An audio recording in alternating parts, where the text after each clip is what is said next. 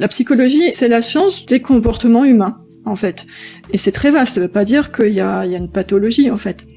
Donc ça peut être évalué, en fait. On peut juste évaluer ce qui se passe, donc bien ou pas bien. Comprendre comment ça fonctionne, comprendre nos fonctions cognitives, comprendre les pensées. Il y a la psychologie sociale, il y a l'ergonomie aussi pour aménager les espaces de travail, pour Internet, enfin où placer les choses. Donc tout ça, c'est sont les comportements humains, comment fonctionne l'humain dans son comportement le plus large. C'est pas forcément en lien avec une pathologie. Même on diagnostique pas, parce que c'est pas effectivement un trouble, mais on identifie. Mais en fait, il y a quand même pas mal de décennies, on s'en moquait un petit peu, en tout cas en France, à l'étranger. Bon, il y avait des études, les Terman, etc. Il y avait des études sur les hauts potentiels et même très hauts potentiels. Mais sinon, les tests n'ont pas été créés pour eux. Souvent, on m'appelle en me disant, je veux un test de douance. C'est pas un test de douance, c'est un test, une évaluation cognitive, voilà, ça mesure tout.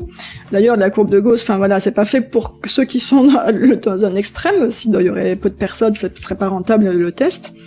Mais c'est fait pour évaluer tout. Et quand les tests ont été créés, on parlait pas de tout ça, en fait, chez les éditeurs. C'était une évaluation cognitive, point barre. Comment ça se fait que la plupart des gens voient les psychologues comme des gens qui sont censés soigner? Si c'est étudier le comportement, il y a un débat là-dessus. Il y a un débat interpsychologue Ouais, parce qu'en plus, il y a un débat actuel sur, je sais pas si t'as entendu parler, le remboursement des psychologues par la sécurité sociale. Donc il faut que ce soit des psychologues qui se portent volontaires, il y a tout un tas de choses. Bon, c'est payé à l'arrache, ça j'en parle pas.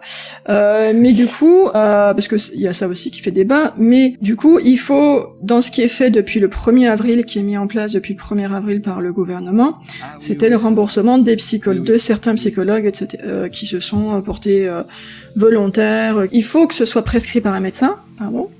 Et du coup, en interne, moi je suis sur un groupe Facebook de psychologues qui parlent de ça, et les psychologues disent non, il n'y a pas de raison qu'on bénéficie que les gens soient orientés par les médecins, parce qu'on n'est pas une profession de santé. C'est là le truc, par rapport à ta question.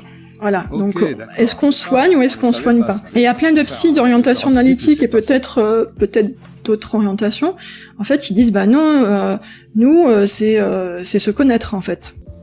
Par exemple, beaucoup de psychanalystes disent ça. Oui, mais vous êtes pas psychanalyste, vous êtes psychologue. Les psychologues psychanalystes, d'orientation analytique en tout cas. T'as des orientations qui refusent que ce soit pris en compte par que ce soit orienté par un médecin, parce que alors, d'une part, on perd, il y a une certaine liberté parce que dans le code de déontologie, on choisit en fait nos outils. En fait, c'est comme ça, mais le code de déontologie n'a rien de légal. Et en fait, si t'es orienté par un médecin, tu deviens une profession de santé. Alors pas là de manière officielle, parce qu'il faut que ça passe dans les articles de loi, que les psychologues soient une profession de santé. Tout ça pour te dire que on n'est pas une profession de santé encore actuellement. C'est pas légiféré dans ce sens, donc c'est pas forcément du soin.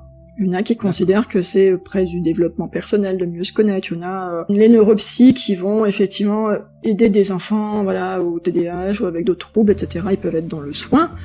Moi, j'ai pas de souci avec ça, mais ça fait débat dans la profession. Ok, parce que c'est assez méconnu ça.